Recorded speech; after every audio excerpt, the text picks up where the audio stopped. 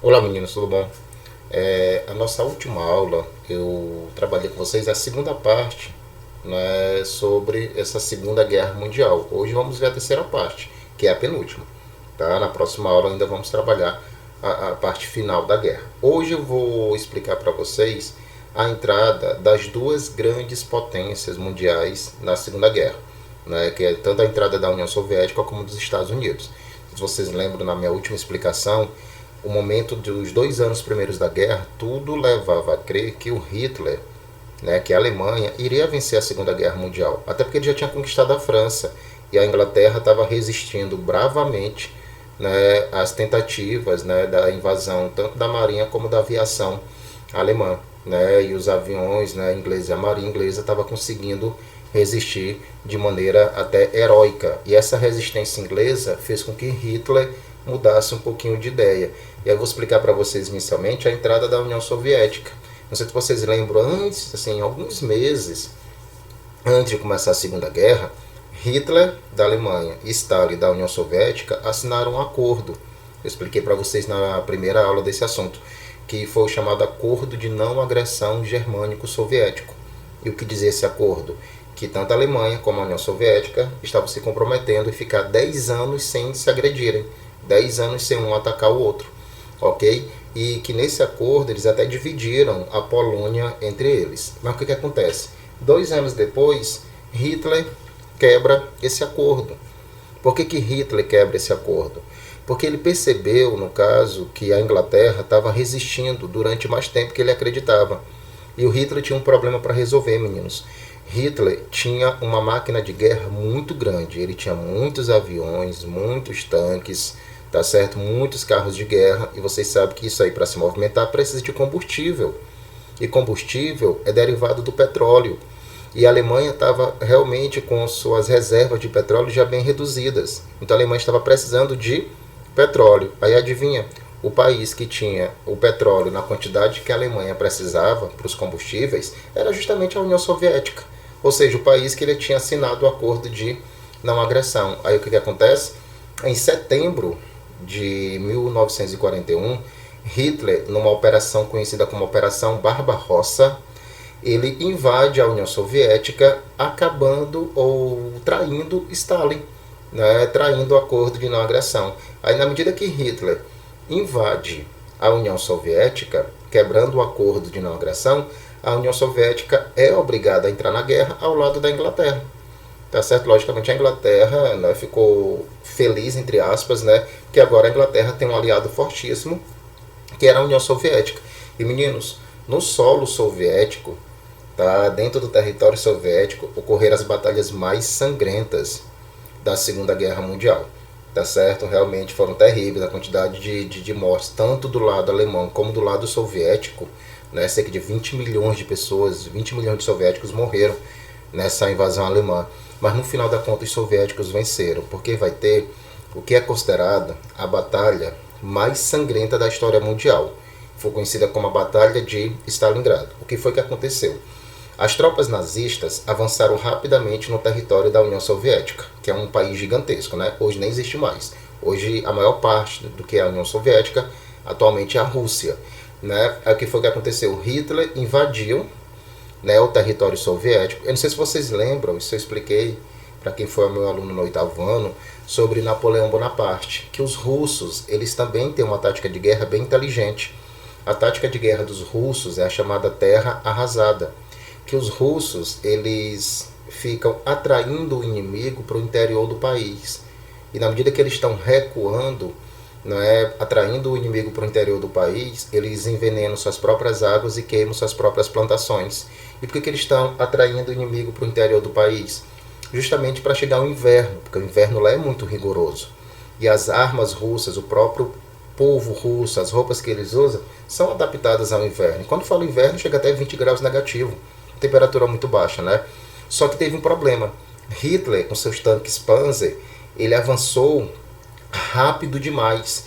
E o que acontece, meninos? Como ele avançou muito rapidamente, ele chega numa cidade muito importante chamada Stalingrado antes do inverno, alguns meses antes do inverno. E qual era o problema? Se Hitler conquistasse Stalingrado, que era uma cidade gigantesca lá da Rússia, Hitler teria acesso aos poços de petróleo da União Soviética. E aí, meninos, ele teria combustível para realmente fazer uma guerra muito forte, muito longa, né? E aí, nas ruas de Stalingrado, ocorreram realmente batalhas sangrentas, né? O exército russo resistiu heroicamente, bravamente, a custo de muitas vidas, tá? E eles conseguiram segurar um exército muito mais forte do que eles, até o inverno chegar. E aí, quando o inverno chegou, aí de fato a batalha virou. E no final das contas, quem venceu foram os soviéticos, porque as armas dos alemães começavam a falhar, começavam a travar por causa do frio, as roupas não eram adaptadas, os alemães não eram adaptados a esse clima tão forte, tão rigoroso como o clima russo do inverno, né? Então, no final das contas, a Batalha de Stalingrado representa a primeira derrota do exército de Hitler. Caía o mito da invencibilidade do exército alemão. Aí as tropas soviéticas começaram a empurrar as tropas alemãs para fora do seu país. Agora preste atenção, vamos relembrar. Hitler quebrou o acordo de não agressão no 7 de setembro de 1841. 7 de setembro não, desculpa, se não foi 14, se não me engano, mas vamos lá. E foi em setembro. Em setembro de 1841, Hitler invade a União Soviética, quebrando o acordo de não agressão. Aí poucos meses depois, meninos, tá? É só uma imagem, né, para vocês verem o quanto era rigoroso o frio. Olha a cidade destruída. Isso aí que vocês estão vendo, essa imagem, né, era uma cidade realmente soviética. Observa a destruição das guerras, das batalhas, né? E os soviéticos, vocês vão ver no final da guerra, lá na próxima aula, eles conseguiram entrar em Berlim. Eles acabaram conquistando a capital alemã, descontando realmente essa invasão que os alemães fizeram no solo soviético. Mas deixa que eu falar para vocês. Aí sim, no dia 7, agora o 7 é verdadeiro, no 7 de dezembro de 1941, ou seja, Hitler invadiu a União Soviética em setembro. Aí, poucos meses depois, em dezembro, no dia 7, o Japão, não sei se vocês lembram, que eu expliquei para vocês na última aula, que o Japão queria conquistar todo o Oceano Pacífico. O Japão, ele ataca duas ilhas americanas.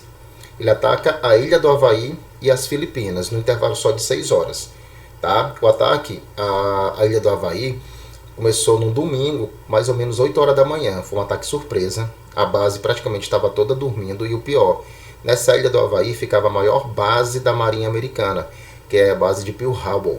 Tá? Essa base, meninos, era uma base gigantesca, tinha muitos navios, porta-aviões, submarinos, uma grande quantidade de aviões. Só que como os Estados Unidos não estavam em guerra, esses equipamentos bélicos, essas armas, esses navios, porta-aviões, eles não estavam prontos para uma batalha. Os soldados estavam lá treinando todo dia, se preparando, mas eles não estavam em estado de guerra. E o Japão não havia declarado guerra para eles. Aí no dia 7 de dezembro de 41, o Japão ataca essa base no Havaí, chamada Pearl Harbor. Tá? E o ataque foi forte, meninos. A destruição foi gigantesca.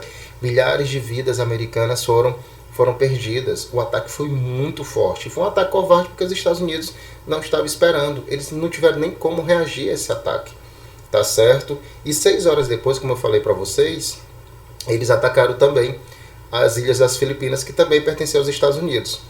Só que o ataque feito a Pearl Harbor foi muito mais forte, porque além de terem perdido milhares de vidas, tá certo? A perda material foi gigantesca. Navios viraram, outros afundaram, porta-aviões ficaram fora de combate. A quantidade de aviões destruídos foi gigantesca, porque eles estavam tudo em solo e os pilotos não tiveram tempo de decolar para se protegerem, porque o ataque foi muito forte. Agora, uma coisa é certa: esse ataque japonês fez com que os Estados Unidos fossem obrigados a entrar na guerra.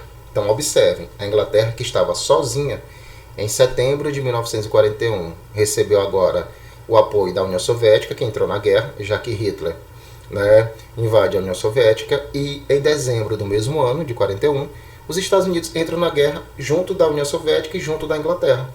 Aí, senhores, o que vocês vão ver na minha última aula? Com a entrada dos Estados Unidos e da União Soviética, a guerra vira de lado. Se os países do eixo, os países fascistas, estavam vencendo a guerra, agora eles vão perder. Porque a entrada dos Estados Unidos é a entrada de um gigante. Sabe o que um dos generais japoneses falaram quando eles atacaram essa base americana? Nós atiramos num tigre adormecido. Não sabemos se nós matamos esse tigre ou se nós deixamos ele com raiva. Tá certo? E infelizmente para o Japão, o tigre, no caso dos Estados Unidos, não estava morto. Ficou com raiva. E vocês vão ver na próxima aula que a vingança que os Estados Unidos fez contra o Japão em relação a esse ataque que eles fizeram a essa base americana foi muito mais forte, porque eu vou ter que falar para vocês do primeiro ataque com bombas atômicas da história mundial, tá bom? Mas fica para a próxima aula, meninada. Espero que tenha ficado claro aí para vocês. Até a nossa próxima aula. Valeu, um abraço.